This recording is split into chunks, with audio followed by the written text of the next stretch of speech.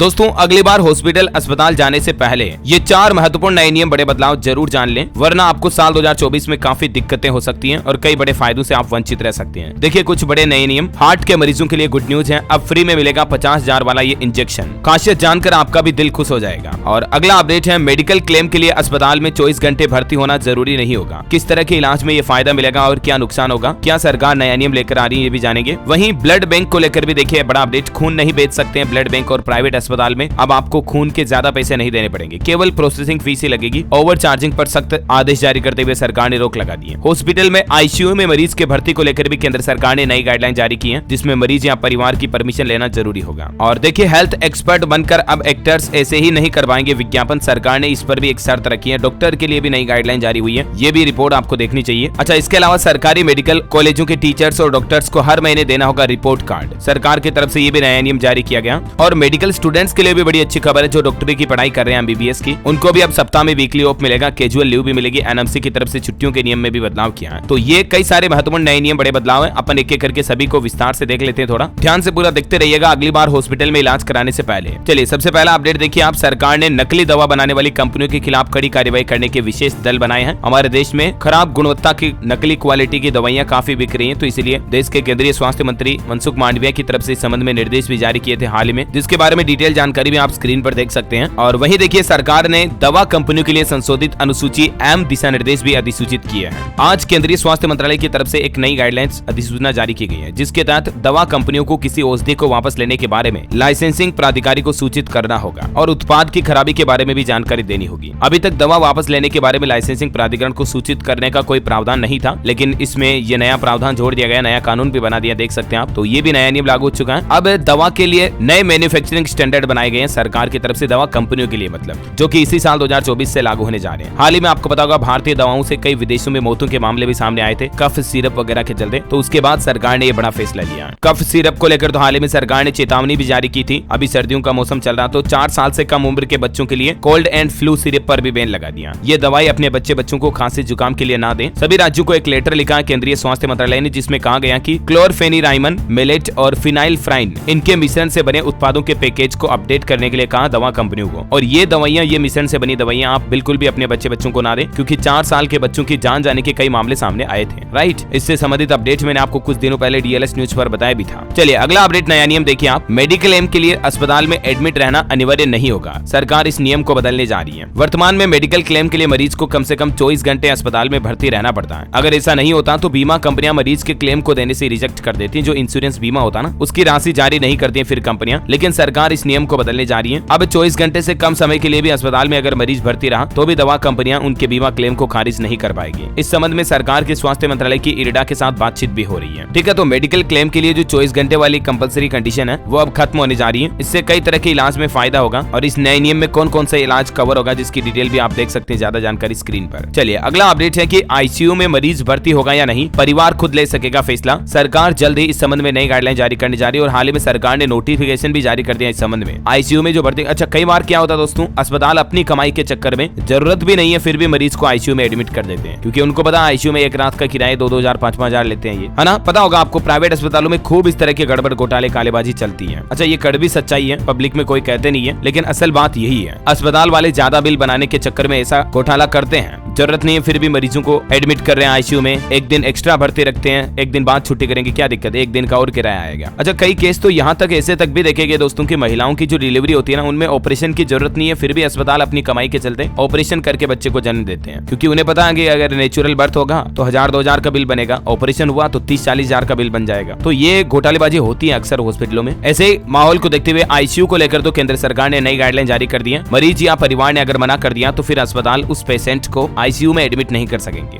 Condition के हिसाब से बेड मिलेगा, किन किन कंडीशन में आईसीयू में भर्ती कर पाएंगे मरीज को, ये भी नए नियम सरकार ने तय किए खुद। जिसमें देखिए आप ये स्क्रीन पर, अगर मरीज को ऑक्सीजन सपोर्ट की जरूरत है, सांस लेने में दिक्कत आ रही है, या मेजर हार्ट अटैक का केस है, या कार्डियक अरेस्ट का मामला है, या मरीज को खून की उल्टियां हो रही है, कोई ऑर्गन सपोर्ट में दिक्कत आ रही है, इंटेंसिव मॉनिटरिंग में दिक्कत आ रही है, रेस्पिरेटरी सपोर्ट की जरूरत है, तो इन कंडीशन में ही मरीज को आईसीयू में भर्ती किया जा सकेगा। आईसीयू इसका फुल फॉर्म होता है दोस्तों इंटेंसिव केयर यूनिट। जो कि किसी भी हॉस्पिटल की ऐसी यूनिट होती है जिसमें बहुत ही क्रिटिकल कंडीशन वाले मरीजों को रखा जाता है, राइट। तो इसके लिए ये सरकार ने नई गाइडलाइन जारी की है और एक्सपर्ट डॉक्टर का भी इस पर क्या कहना देख सकते हैं आप जानकारी। चलिए अगला बड़ा शानदार अपडेट और नया नियम है दोस्तों, अब खून के लिए नहीं देने पड़ेंगे अनाप शनाप दाम। DCGI की तरफ से प्रोसेसिंग फीस को छोड़कर अन्य सभी तरह के शुल्क खत्म कर दिए हैं। DCGI यानी कि drug controller general of India की तरफ से नई गाइडलाइन जारी की है। अस्पताल क्या करते हैं, जब खून की जरूरत पड़ती है ना किसी परिवार वालों को अपने परिजनों के लिए, मरीज के लिए, तो सेम ब्लड ग्रुप का खून अगर मिल नहीं रहा, रेयर ब्लड ग्रुप है, तो बहुत ज्यादा चार्जेस लेते हैं। या कई बार खून के बदले खून मांगते हैं कि एक यूनिट खून चाहिए तो आपके परिजनों का कोई का 1 यूनिट खून दे दो, उसके बदले वो खून दे देते हैं। तो ये भी नहीं देना पड़ेगा अब, और प्रोसेसिंग फीस के अलावा और कोई भी चार्ज नहीं ले पाएंगे, चाहे प्राइवेट हॉस्पिटल हो या सरकारी अस्पताल में तो वैसे भी फ्री होते हैं। बाकी प्राइवेट हॉस्पिटल में कई बार 6-6 हजार 10-10 हजार रुपए तक भी खून की कीमत एक यूनिट की ले लेते हैं, लेकिन अब इतने पैसे नहीं देने पड़ेंगे आपको। देश भर के सभी हॉस्पिटलों के लिए सरकार की तरफ से ये शानदार फैसला लिया इस साल 2024 में। वाकई में केवल प्रोसेसिंग फीस लगेगी, कोई ओवरचार्जिंग नहीं लगेगा, ठीक है। और चलिए अगला अपडेट देखिए आप, हार्ट अटैक के मरीजों के लिए भी गुड न्यूज है, अब फ्री में मिलेगा 50,000 वाला ये इंजेक्शन। दरअसल दोस्तों तमिलनाडु राज्य के जैसे ही अब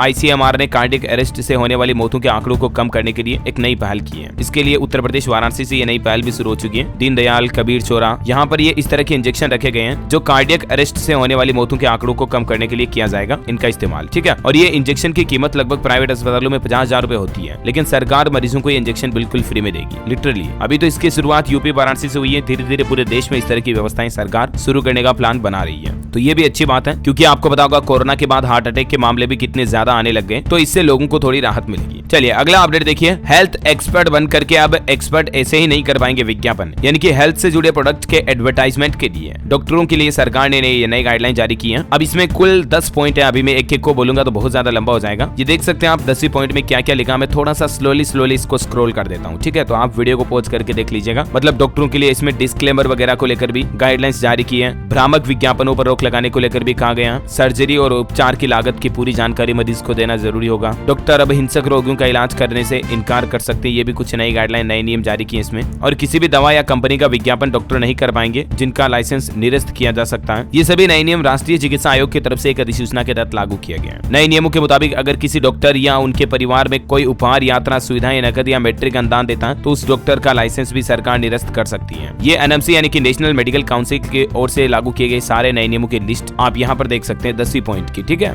चलिए हॉस्पिटल से जुड़ा एक और अपडेट देखिए आप, IIT कानपुर का ऐतिहासिक शोध कैंसर और मस्तिष्क विकारों जैसे अल्जाइमर और पार्किंसंस के रोग के इलाज में एक नई आशा नजर आई है। भारतीय प्रौद्योगिकी संस्थान IIT कानपुर ने ये नई डिस्कवरी की है, इसके वैज्ञानिकों ने मिलकर के ये नई खोज की है। उम्मीद है दोस्तों इस साल 2024 में हमें भविष्य में कैंसर और मस्तिष्क जैसे विकारों की दुर्लभ बीमारियों पर रोकथाम के लिए भी कोई न कोई अच्छा समाधान देखने को मिल सके। और ऐसे ही पहल की है बनारस हिंदू यूनिवर्सिटी में भी, देखिए आप BHU में आए कैंसर मरीजों के लिए बड़ी पहल। अब टाटा मेमोरियल के महामना कैंसर सेंटर से भी इलाज करा सकेंगे, क्योंकि इन दोनों के बीच एक MOU साइन हुआ है। चलिए अगला बड़ा फैसला देखिए, मेडिकल स्टूडेंट्स को भी अब मिलेगा वीकली ऑफ, यानी कि सप्ताह भर की छुट्टी मिलेगी, सॉरी सप्ताह में 1 दिन की छुट्टी मिलेगी मतलब, और साल में कैजुअल लीव भी दी जाएगी। NMC यानी कि नेशनल मेडिकल कमीशन की तरफ से मेडिकल के PG स्टूडेंट्स के लिए कई अहम फैसले लिए गए। मैंने आज सुबह ही आपको DLS न्यूज चैनल पर बताया था, अगर आप रेगुलर वीडियोस देखते हैं तो पता होगा आपको। अब PG स्टूडेंट्स को वीकली ऑफ मिलेगा, कैजुअल लीव मिलेगी और एकेडमिक लीव भी मिलेगी, सारी छुट्टियों का लाभ मिलेगा। ऐसा इसलिए लागू किया ताकि मेडिकल स्टूडेंट के ऊपर डिप्रेशन ना बने, ज्यादा प्रेशर ना आए, मतलब क्योंकि अभी छुट्टियां बहुत कम मिलती है इनको, तो पढ़ाई का प्रेशर बहुत ज्यादा होता है डॉक्टरी बनने की। तो ये भी सरकार ने वाकई में अच्छा नया नियम लागू किया है। चलिए अगला अपडेट देखिए आप, हरियाणा के मिड डे मील वर्कर और सहायिकाओं को भी अब 5 लाख रुपए तक का मुफ्त इलाज मिलेगा। 1500 रुपए की कटौती में भी कई सुविधाएं देगी हरियाणा सरकार, मतलब 1500 रुपए सालाना उनके वेतन से कटौती की जाएगी, ठीक है।